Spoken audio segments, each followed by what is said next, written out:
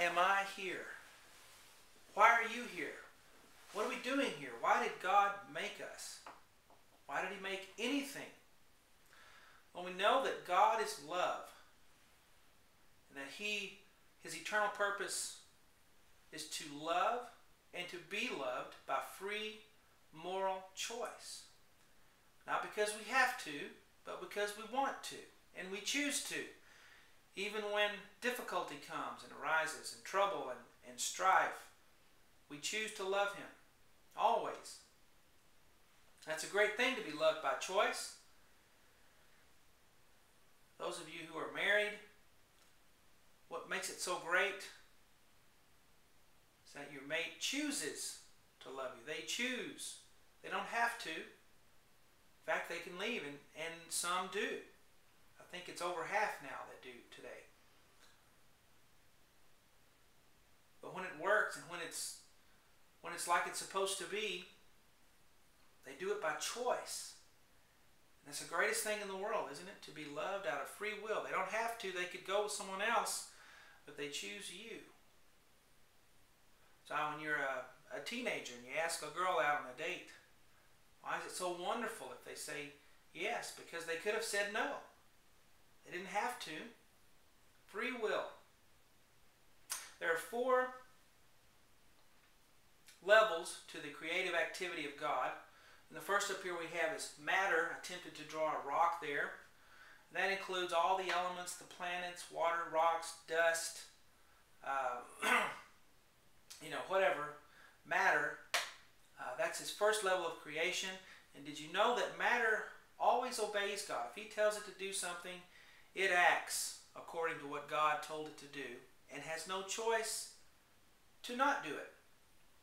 Remember when Christ was in the storm, on the water, and He said, "Peace, be still." And the disciples said, "Wow, even the sea, the water obeys Him." That's because He's Lord over all matter, and it will obey Him whenever He tells it to do something. When He said, "Let there be light," He was creating, everything obeyed Him. Then we have the next level of creation. It's a step up. It's plant life. And that includes, even the microscopic stuff in the seas, in the oceans, and also, the huge redwood trees. But plant life is just matter with life, right? If that plant or whatever died, it would go back to being dust and water and rocks and all this up here. Matter with life, it responds to stimuli, to the sun, to darkness, to being watered, fertilizer, responds, it feeds, it eats, it has life cycles, it grows, and it can die. There's the possibility that it can die. Matter does not have possibility that it can die because it's not alive. So realize plant life is matter with one other thing. It is alive. Next step up, we have animal life. I drew a dog here because that may be most familiar to us.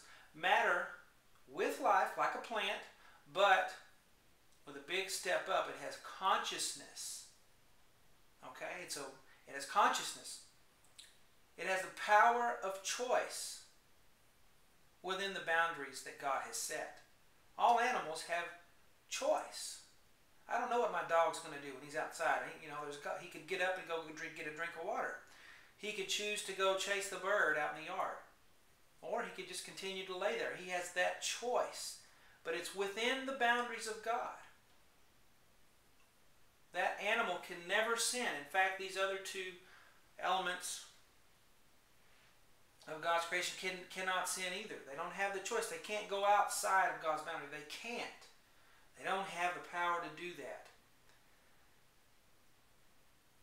So my dog could never sin against God. It doesn't have the power to do that. But it has choice within those boundaries. And God's looking for something here. He's trying to satisfy His desire to love and be loved by free will. Plants obey Him.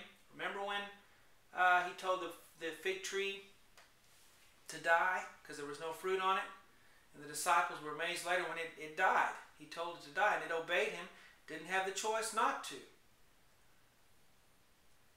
Animals. Remember when he sat on the donkey that had never been sat upon? Should have bucked him off, right? Because they're wild until you break them. But he sat upon it, and it did not buck him off. Because he is Lord also of animal life, and forced obedience, forced obedience to whatever God would say, or whatever his will would be. All right?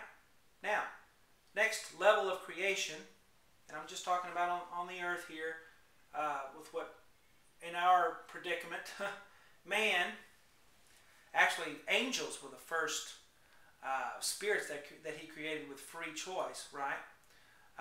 But to stay with our model here, man, created man. Big step up. Could not be a bigger step up here in the creative activity of God. And man is all of these three things plus something else. You know what that thing is? Man is matter. You know you are matter. Your body. If that body dies, or when it dies, it's going to go back to being dust, rocks, or whatever, right? Worm food. Your matter. You have life. Your body has life. Your body responds to stimuli. It has life cycles. You can reproduce. You grow. You can die, and your body will die eventually unless the rapture occurs when you're still walking on this earth. Matter with life. You have consciousness. You have choice. Power of choice. You can do this. You can do that. Right? I can play video games, or I can go eat a sandwich. I have choice. But there's one more step up, one more thing that we have that is awesome, and it is the freedom of choice with no boundaries. We can do anything we want. We can choose anything, no boundaries. And with that power, because that is the power to love God by choice, okay, in the positive. We can love him by choice in the positive, which is what he wants, he desires, and that fulfills that need within him. But with that also comes the negative choice, the potential to not love him, which is a choice of sin. Okay? See what God's after? He wants to be loved by choice. But with that must come the choice to not love him, which is a choice of sin. We have free will. Total. We're sovereign in that way. And what we have to do is bring that will under positive control so that we will always use it to love God and never to sin. And some have sinned, right, with that choice. Angels were the first created spirits that have free will with no boundaries according to their choices that they would make. And a third of the angels have chosen to sin.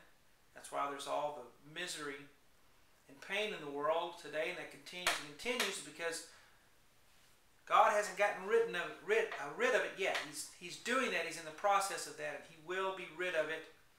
And in heaven, after all this is said and done, those spirits of angels and men who have committed to him and brought their will under control will be in heaven with him forever, and you will always retain that free will of choice, but those who are in heaven will be the ones who have brought it under control, who are safe for God's heaven, who won't threaten his creation and his eternity with sin, but who have it under control and will always use that choice in the positive.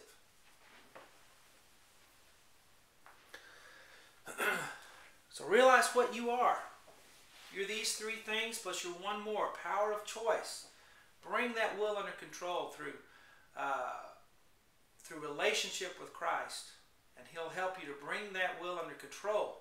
So you'll always use it never to sin, but to do the will of God on this earth. If you can do it here, then you'll be able to do it in heaven.